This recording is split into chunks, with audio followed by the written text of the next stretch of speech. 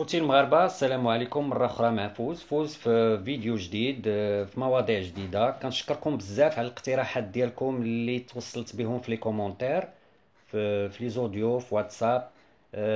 كما لاحظتوا ان في لي كومونتير راني جاوبت على القدر ما فيه الكفايه. الناس اللي كترسل ليا بجميع لي فيديو ديالي في لي كومونتير جاوبت لهم الاسئله ديالهم. الناس اللي في داخل الوطن وخارج الوطن، كنشكركم بزاف على الاقتراحات ديالكم، على الشكر ديالكم. هذا اللي كيحمسني انني دائما، فوق ما كيكون داك التجاوب بيناتنا، الا هو كيحمسني انني ندير دي فيديو اخرين ونجيب لكم الجديد. نحيدوا على الروتين القديمه ديال لي توريست ديال الاوراق وداك الشيء. انا كنظن الجميع دابا الان ولا كيعرف هذه المسائل، كيفاش يعمر الاستماره، شنو يجمع في الوريقات ديالو، شنو يقاد في الورقه ديالو. كاين شي حوايج الناس اللي مازال كتجهلهم، ما كتعرفهمش، وكتجي كاين اللي كيجي من خارج ارض الوطن ولا داخل ارض الوطن وما كيعرفش فين يتجه. من هاد المواضيع اللي غادي نهضر عليهم اليوم هو ديال الناس ديال اللي كيضيعوا لهم الاوراق، اللي كيتسالاو لهم الاوراق ديالهم هما عايشين برا. كذلك عندي بعض الاقتراحات ديال بعض المشاركين ديال القناة اللي كيرغبوني انك تيقول لي ما عمرك هضرتي على واحد جوج ديال المسائل. خديت واحد جوج اقتراحات غادي نهضر عليهم اليوم. الاقتراح الاول ديال واحد السيد خدا 6 شهور في فرنسا، ومشى عطاوه منها 3 شهور. مشى جلس 75 يوم ورجع عاوتاني لفرنسا وجلس 75 يوم اخرى. مي رجع للمغرب ودوموندا فيزا جديده، داروا ليه روفو.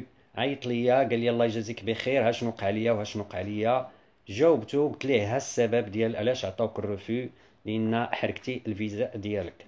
راه ديجا هضرت على هاد المواضيع اللي شفتو في الفيديو ديال فيزيت على فامي، وكنهضر على الناس اللي كياخدوا العام وتياخدوا العامين وتياخدوا 6 شهور وكيعطيكم واحد المده منها، وتيقول لكم غير ريسبكتيو واحترموا داك المده اللي كنعطيكم. هاد السيد هذا مي عيط ليا قلت ليه راه ما احترمتيش مده الصلاحيه ديال التاشيره ديالك.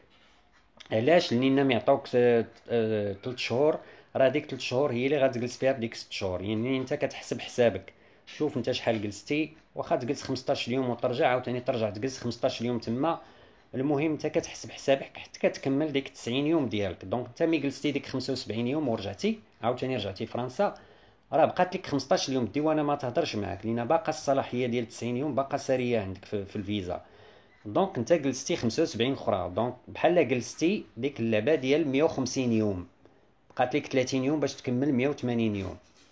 دونك باش غادي تجوستيفي هاد الاثبات انك باش يعطوك المره الجايه، راه ماشي بالهضره ماشي بالكتابه، ماشي تكتب واحد بتصريح بالشرف وتقول لهم ها شنو وقع ليا وشنو وقع ليا.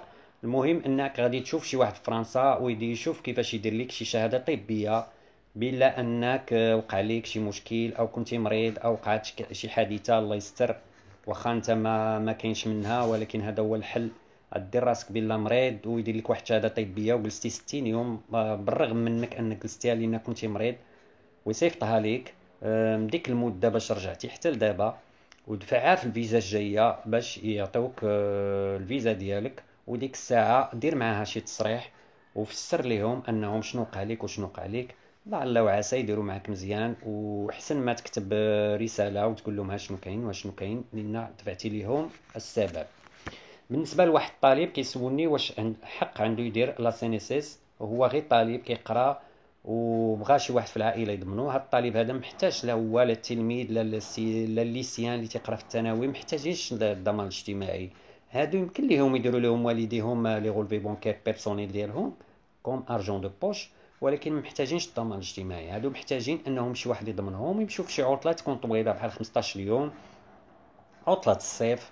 اي عطله اللي يمكن الطلبه اللي تيكون البروغرام عند القنصليات تيعرفوا العطل فوقاش كتدفعوا فيهم، كيضمنك شي واحد في الدار وكتمشي وكتجيك ليبرجمون. لان الريزيرفاسيون ما غيقبضوها لكش. الناس اللي كيقراو راه ما كيقبلوا لكمش لا ريزيرفاسيون، لان لا ريزيرفاسيون كتقام وخصك تكون قاد عليها. لان السيد ملي تيكون خدام وغادي بلا ريزيرفاسيون، راه هذاك خدام عنده لي كارت ديالو، يمكن ياخذ من لا بنك هذا قد بروحو. اما انت غادي بلا شارج ديال والديك، دونك خصك لاتيستاسيون داكوي ليبرجمون يصيفطها لك شي واحد من فرنسا. غادي نجيو للموضوع ديالنا المهم، هو اللي قلت لكم ديال الناس اللي كيضيعوا لهم الاوراق اللي كيجيو من برا. اللي كتسالى لهم البطاقات ديالهم، منهم لصحاب ديال لاكارت سيجور اللي تيكونوا في الخارج وتيدخلوا للمغرب وكتقادا لهم لاكارت سيجور وكيبغيو يعرفوا فين يمشيو. بالنسبه للناس اللي كتقادا لهم بطاقه الاقامه، ديك البطاقه الاقامه غيدير لها فوتوكوبي وغادي يصور معها الجواز السفر ديالو، وغيقبط موعد في التاليس كونتاكت وغيمشي يدفع هو وجوج الصورات، فوتوكوبي ديال بطاقه الاقامه، فوتوكوبي ديال جواز السفر، ولي فري اللي غيخلص الشركه، وكذلك لي فري ديال القنصليه. الا ضاعت ليه او تسرقات او هادي كيدير ديكلاراسيون دو بيرت في الكوميساريه في الجهه فاش ضاعت او تلفات، وكيجيب معاها جوج تصويرات وكيصور باسبور وكيخلص لي فري ديالو باش يعطيوه داك فيزا غوتور باش يرجع في حالته لفرنسا. بالنسبه للناس اللي عندهم الجواز الفرنسي، هادوك الناس ما محتاجينش انهم يشدوا الرونديفو في التاليس، هادوك ما عليهم الا يتجهوا للكونسولا، كونسولا دو فرانس. الا كان السيد اورجون بغى يرجع ومشى ليه الباسبور، راه كيثبت الرجوع ديالو ببيي دو غوتور باش كيعطيوه واحد ليسي باسي اورجون وكيرجع به.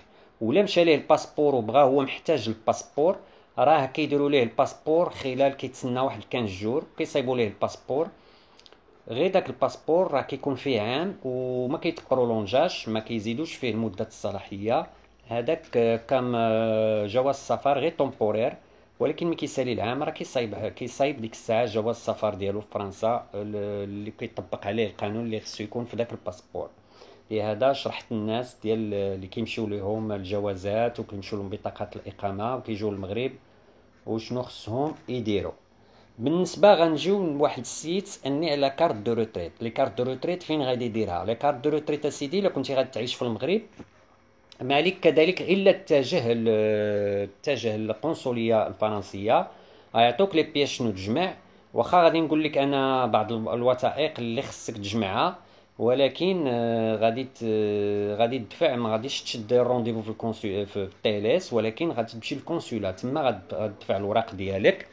غادي دي معاك الباسبور ديالك، فوتوكوبي د لاكارت سيجور القديمه، غادي تجيب لهم شي اثبات ديال السكن اللي كنتي في فرنسا، غادي تجيب لهم عقد الزواج ديالك ديال فرنسا، عقد الزواج ديال المغرب مترجم، غتجيب الحاله المدنيه، غتجيب واحد النوتيفيكاسيون ديال البونسيون ديالك اللي كتجيك من فرنسا، غادي دير واحد التصريح بالشرف انك ما غتفوتش عام في فرنسا، غدير واحد تصريح الشرف انك ما غديرش الزوجه الثانيه.